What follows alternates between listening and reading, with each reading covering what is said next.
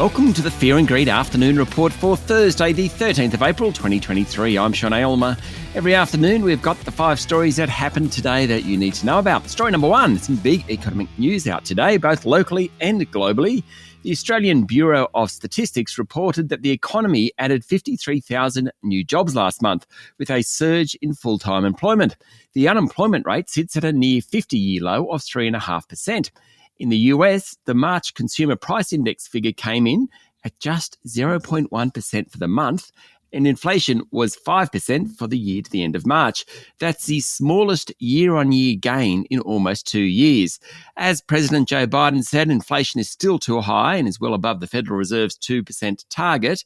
Core inflation, which removes volatile items like food and energy, hit 5.6% for the year, which was actually higher than February. Still, the US CPI data wasn't too bad. Both measures, though, suggest that the central banks of Australia and the US might not yet be done lifting interest rates. Story number 2, the S&P ASX 200 was trading higher this morning ahead of the labour force statistics, but the prospect of rate rises put an end to that. And by the end of the session, the bourse was down 0.3% to 7,324 points. The big supermarkets fell sharply today, with Coles down 2.5% and Woolies off 1.1%. Aristocrat Leisure and Fortescue Metals Group both fell, while BHP and Commonwealth Bank were both down around 1%.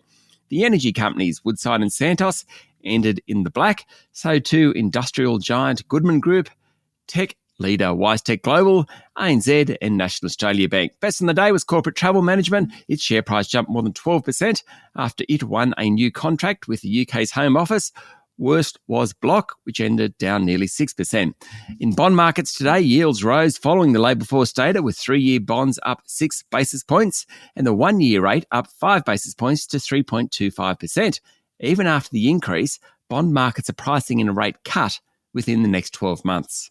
Story number 3, Cyclone Ilsa is forecast to reach Category 5 intensity as it moves across the East Pilbara coast tonight. That is the strongest possible category for a tropical cyclone, and Ilsa is expected to cross the coast between Port Hedland and Broome, producing wind gusts of up to 260 kilometres an hour.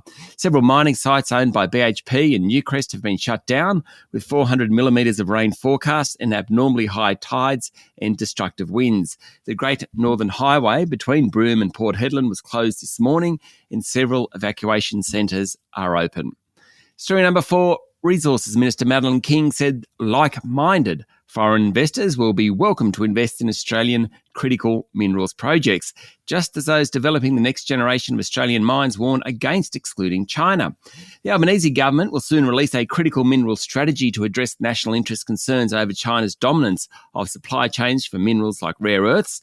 Critical minerals are essential for decarbonisation and defence applications, and Ms King yesterday said that the government's strategy will push back against the concentration of critical minerals industries in China. That's according to the Financial Review. She said market concentration leads to fragility, volatility and unreliability of key materials like critical minerals and rare earths. That creates a strategic challenge for Australia. And finally, story number 5, Ukraine has launched an investigation into a gruesome video that purportedly shows the beheading of a Ukrainian soldier in the latest accusations of atrocities said to have been committed by Russia since it invaded in February last year. The video spread quickly online and drew outrage from officials in Kyiv, including President Volodymyr Zelensky, as well as international organisations. The Kremlin called the footage horrible, but said it needed to be verified, according to a report in Associated Press. The video circulating online appears to show a man in green fatigues wearing a yellow armband, typically donned by Ukrainian fighters. His screams are heard before another man in camouflage uses a knife to decapitate him. A third man holds up a flak jacket apparently belonging to the man being beheaded. All 3 men spoke in Russian.